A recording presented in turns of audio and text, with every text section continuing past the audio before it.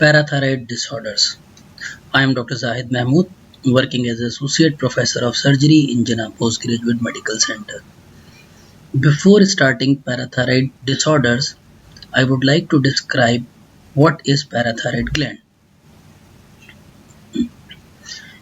As we know that we have two types of glands, endocrine gland and exocrine gland. Endocrine gland are those glands which secrete their secretions directly into the blood, and exocrine gland which has ducts like salivary gland, like pancreas.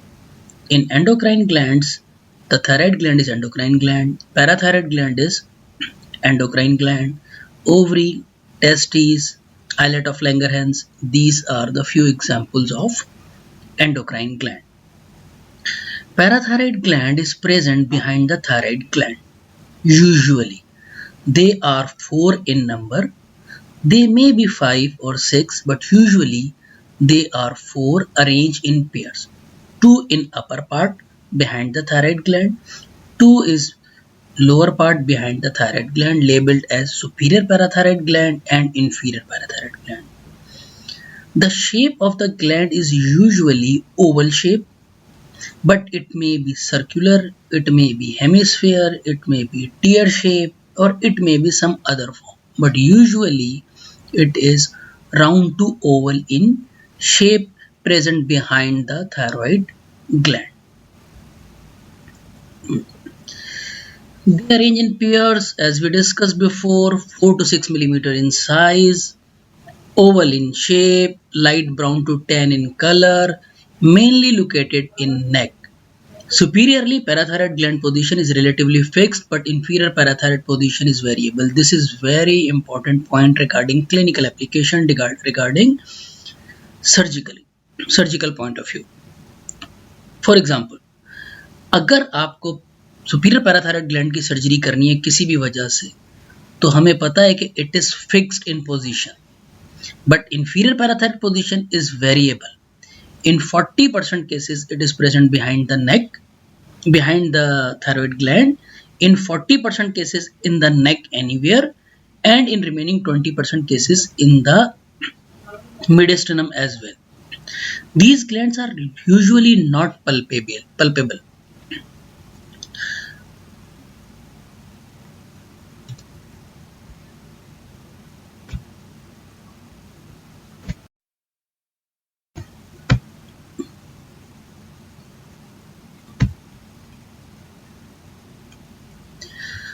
As we discussed, superior parathyroid gland position is relatively fixed, but inferior parathyroid position is variable. Okay. What is embryological origin? Superior parathyroid gland originated from 4th pharyngeal pouch, while inferior parathyroid gland originated from 3rd pharyngeal pouch. So, the distance from origination to their final destination is more in inferior parathyroid gland as compared to the superior parathyroid gland. This is possible explanation. The variation in the presence of inferior parathyroid gland in 40% cases in the behind the neck, behind the thyroid gland, 40% in the neck, and 20% in the mediastinum. Regarding blood supply, the blood supply of parathyroid gland is from inferior thyroid artery. From inferior, both gland, superior parathyroid gland and inferior parathyroid gland, they are supplied by inferior thyroid artery. And the venous drainage is venous thyroid plexus and paratracheal and deep cervical nodes along with the gland. The secretions of the parathyroid gland is called parathyroid hormone or parathormone or parathyrotin. It is secreted by chief cells of the parathyroid gland. It has a short half-life, 2 to 4 minutes. Because of this short half-life, it is not possible if the patient has hypoparathyroidism, we are able to replace the parathyroid hormone because it has a very short half-life. What is the function of parathyroid gland? In one sentence, it is responsible for calcium metabolism. How? by secreting parathyroid hormone. Parathyroid gland is responsible for calcium metabolism by secreting parathyroid hormone. The main target areas of parathyroid gland as shown in this diagram: bone, kidney and intestine. Parathyroid hormone releases calcium from bone. Parathyroid hormone act on kidney and retain calcium. Parathyroid hormone act on intestine and absorbs more calcium. After these, if the blood level of the calcium becomes on higher side, that will negatively act on the parathyroid gland and decrease the parathyroid secretion, that is called negative feedback. Now we have two types of parathyroid disorders: hyperparathyroidism and hypoparathyroidism. Hyperparathyroidism, when the secretion of parathyroid gland becomes high. Hypoparathyroidism, when the secretion of parathyroid hormone becomes low. Hyperparathyroidism is further divided into three: primary hyperparathyroidism, secondary hyperparathyroidism and tertiary hyperparathyroidism. If the pathogenesis or the cause or the problem is in the parathyroid gland, that is called primary hyperparathyroidism. If the pathology is somewhere else, and to compensate this pathology, to compensate that problem, if parathyroid gland secretes more parathyroid hormone, that is called secondary hyperparathyroidism. I will explain tertiary after that. But first, when the pathology is in the parathyroid gland, it is primary hyperparathyroidism. If the pathology is somewhere else, it is called secondary hyperparathyroidism. This is a good table which shows primary hyperparathyroidism, secondary hyperparathyroidism and tertiary hyperparathyroidism. This is important. Best choice question, multiple choice questions और scenario इस table से cover up हो जाते हैं, तो you should memorize this table. We can divide primary, secondary and tertiary on the basis of calcium, phosphate and parathyroid hormone. Calcium, parathyroid hormone and phosphate. When parathyroid hormone and calcium is high and the phosphate is low, that is primary hyperparathyroidism. When calcium is low, parathyroid hormone is high and phosphate is also high, that is secondary hyperparathyroidism. In tertiary hyperparathyroidism, all are on higher side. Secondary hyperparathyroidism initially is a reversible condition, but if prolonged, the gland becomes autonomous, resulting in a state called tertiary hyperparathyroidism.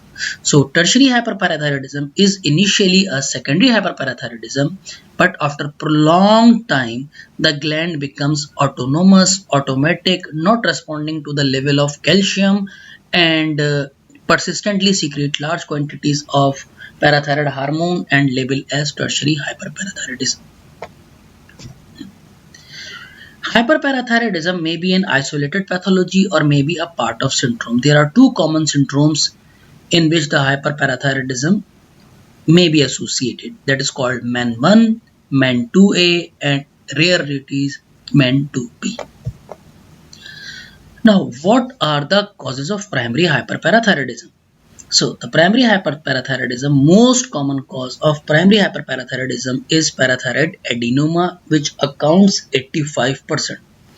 14% primary hyperparathyroidism is caused by parathyroid hyperplasia and the remaining 1% is caused by parathyroid carcinoma.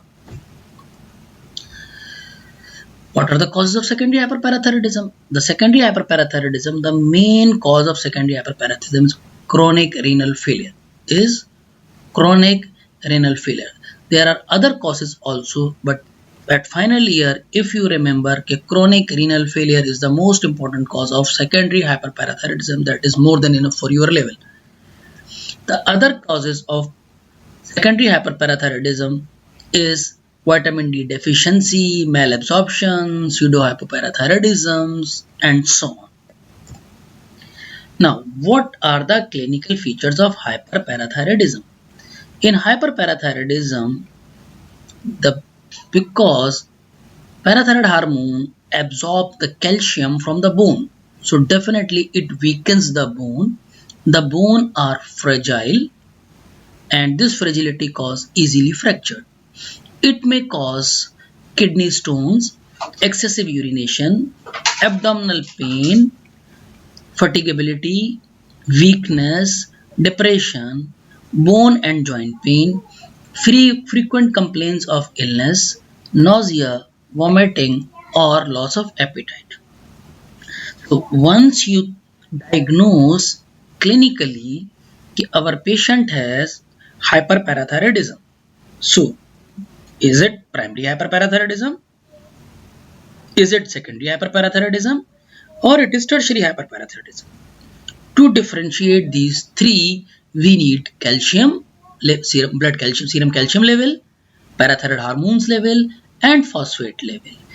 If the calcium is high, parathyroid is high, phosphate is on lower side, that is primary hyperparathyroidism. If the calcium is on lower side or normal, parathyroid hormone is on higher side and phosphate is also on higher side or normal, that is under the criteria of secondary hyperparathyroidism. In tertiary hyperparathyroidism, calcium, phosphate and parathyroid hormone all are on higher side. Now, once you diagnose that our patient has hyperparathyroidism, primary, secondary or tertiary. So, secondary and tertiary, treat the cause. In secondary and tertiary, treat the cause. In primary hyperparathyroidism, surgery is the mainstay of treatment. If the hyperparathyroidism is caused by adenoma, the treatment is excision. If the hyperparathyroidism is caused by parathyroid carcinoma, the treatment is again excision. But in case of parathyroid hyperplasia, we have to excise all the 4 glands. If we excise all the 4 glands, patient becomes permanently hypoparathyroid. So, what we are doing, we are removing all the 4 glands and make it small pieces. एक gland के छोटे छोटे छोटे piece कर लिए, जिसे कटाकट करते हैं उस तरह के छोटे छोटे पीस कर लिए और उन पीसेस को जो 1 मिलीमीटर के गुड पीसेस थे 5, 6 और 7, उनको हमने इम्प्लांट कर दिया into the sternocleidomastoid muscle or in the forearm brachioradialis muscle. Why we implant in the sternocleidomastoid or in the brachioradialis muscle? Because sometimes these small pieces again hyperplastic and start to secrete large quantities of parathyroid hormone and patient become hyperparathyroidism again. So if the patient develop again, we have a chance to remove from brachioradialis muscle or from sternocleidomastoid muscle. If we left half, we left 1 or pieces implant in the neck in its usual position, then if the recurrence is there, it is very difficult to find these small pieces in the neck, and if we are trying to remove this, it has full of complication. So usually surgeons are avoid to implant in the neck behind the thyroid gland.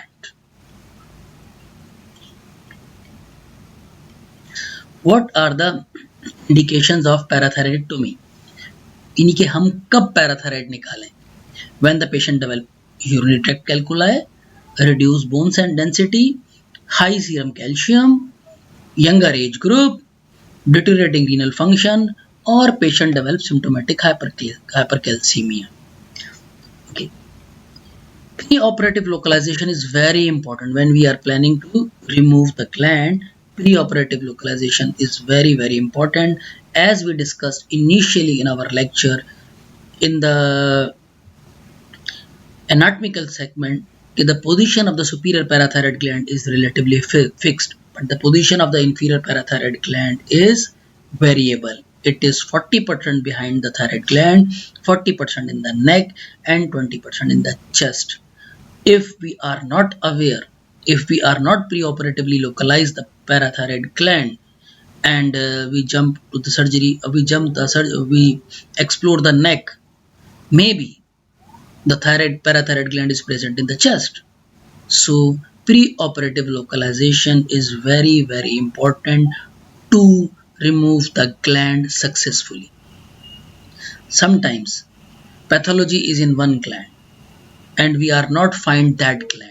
So again, that's why preoperative localization is very important to remove the exact gland which is causing the problem.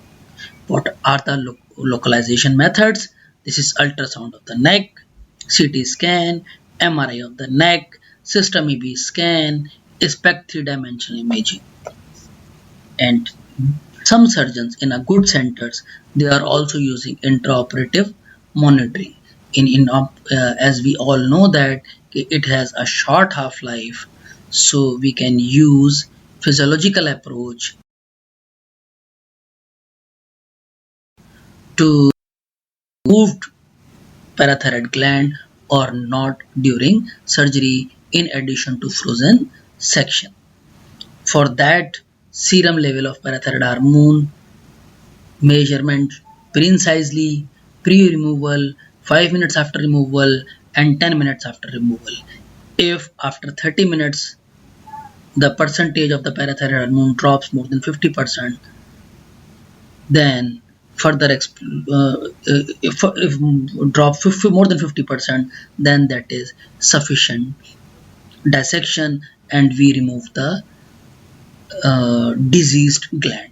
If the percentage is not dropped more than 50%, then further exploration is indicated.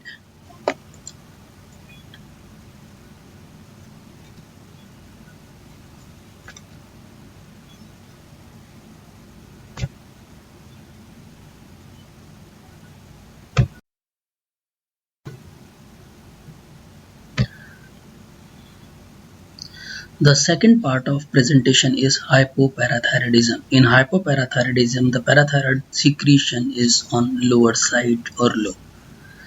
This hypoparathyroidism may be congenital or may be a part of medical causes like autoimmune polyglandular syndrome, Wilson syndrome, or maybe a surgical causes. During thyroidectomy, we sometimes the parathyroid gland may be excised, that may cause hypoparathyroidism, or during neck dissection hypoparathyroidism is there, or if there is a radiotherapy of the neck, it may cause hypoparathyroidism. So the causes of hypoparathyroidism: congenital, medical, surgical, radiotherapy. These are the causes of hypoparathyroidism. And when the parathyroid hormone is low, so the calcium level is low, then patient develop neuromuscular symptoms. Why patient develop neuromuscular symptoms? Because that is due to, you can understand that in nerve channels there is a sodium and calcium channels, and sodium and calcium, they interact with each other. When both are normal, sodium goes inside and causing depolarization phase of the action potential. But the normal calcium stabilize the entry of sodium. When the calcium is low, more sodium enter into the into the nerves or neurons and causing more depolarization. So this depolarization leads to muscle twitching, muscle fasciculations, muscle spasmodic movements. This type of movements is there. And chronic hypoparathyroidism lead to abnormal bone demineralization, cataracts, calcification in the basal ganglia, and extrapyramidal disorders. And there are two common clinical signs which we used. Okay, we percuss the facial nerve just below the zygoma and causes ipsilateral facial muscle and contraction of the ipsilateral facial muscle, that is called Chvostek sign. And the second is Trozius sign, in which carpopedal spasm is there. How we conduct this Trozius signs clinically? First, we blood pressure लिया patient का. If the blood pressure of the patient, for example, is 140/80, so The systolic is 140, diastolic is 80. So we have to inflate the cuff 20 millimeter of mercury more than its systolic. So in this example which I am giving, if the blood pressure is 140, so we have to raise the pressure up to 160, and within 3 minutes if the hand becomes spasmodic, so that is called Trozius sign. That signifies the patient has hypocalcemia, and after 3 minutes everyone has carpal spasm of the hand, but if within 3 minutes it means patient has hypocalcemia. What are the clinical features? Symptoms are numbness, paresthesia, tetanic symptoms, hyperactive tendon reflexes, petechiae, purpura, carpopedal or laryngeal spasms, cardiac arrhythmias, fits. These are the Trozius sign and Plastic sign. And on the heart, it causes decreased myocardial contractility, leads to cardiac failure. In ECG changes, prolonged QRS complex, life-threatening ventricular arrhythmias. Now, diagnosis of hypoparathyroidism. In diagnosis of hyperparathyroidism, we are advised blood calcium level. So if the blood calcium is low, so there is a chances of hypoparathyroidism. And second is parathyroid hormone. The parathyroid hormone may also be low. Now, what is the treatment of this hypoparathyroidism? The treatment depends on where the patient presented. If the patient presented in emergency, the treatment is different. If the patient is presented in OPD, the treatment is different. In OPD, most likely patient is stable, so we advise oral diet rich in calcium and the calcium supplementations or vitamin D. But if the patient presented in emergency, we are giving 10% calcium gluconate 10 ml in 10 minutes. So this 10 is very important because don't give calcium fast. If anyone give calcium fast, so it may cause cardiac arrhythmias which may be life threatening. So when the patient is in emergency, always 10 ml 10% calcium gluconate intravenously in diluted form in 10 minutes. Thank you. If you have any question, you can email me.